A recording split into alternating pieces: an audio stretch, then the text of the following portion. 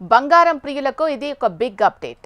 ప్రపంచ బంగారు మండలి ఇటీవల విడుదల చేసిన తాజా నివేదికలో ప్రస్తుత పరిస్థితుల ప్రకారం బంగారం ధరలు మధ్యకాలంలో తగ్గే అవకాశాలపై ప్రాధాన్యత ఇచ్చింది.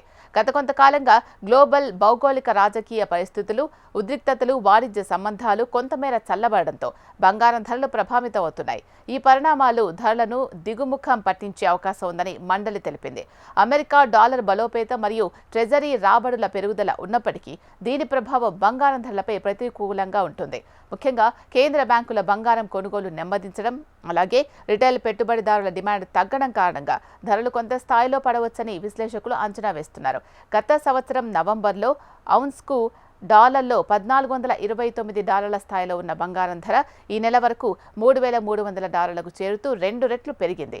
ఇది సుమారు 30% వార్షిక వృద్ధి రేటును సూచిస్తుంది. ఈ భారీ వృద్ధి కేంద్ర బ్యాంకుల సురక్షిత నిల్వలు పెంచుకోవడం, భౌగోళిక రాజకీయ ఉద్రిక్తతలు, వాణిజ్య నిబంధనలు, టారిఫ్లు వంటి అంశాలు పెట్టుబడిదారులను బంగారం వైపు దారితీసిన కారణంగా ఏర్పడింది.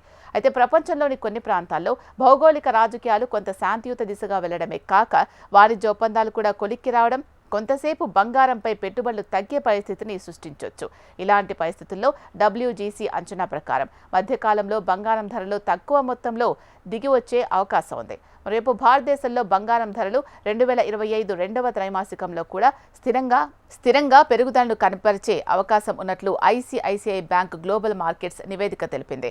10 గ్రాముల బంగారం ధర ఈ సంవత్సరం చివరికి 1 లక్ష వరకు చేరుకునే అవకాశం ఉన్నట్లు అంచనా వేయబడింది. ఈ నేపథ్యంలో రాబోయే కొన్ని వారాల్లో బంగారం ధర 55,000 నుంచి 70,000 మధ్య పరిధిలో ఉండే అవకాశం ఉంది. దీనికి ప్రధాన కారణంగా రిజర్వ్ బ్యాంక్ ఆఫ్ ఇండియాని సూచనలు మరియు ఆర్థిక విధానాలు చెప్పబడుతున్నాయి. ప్రస్తుత పరిస్థితుల్లో బంగారం మార్కెట్లో ఉన్న వాణిజ్య, రాజకీయ పరిణామాలు గమనించడం అత్యంత అవసరం. మధ్యకాలం పాటు ధరల్లో తేడాలు, మార్పులు కనిపించవచ్చు.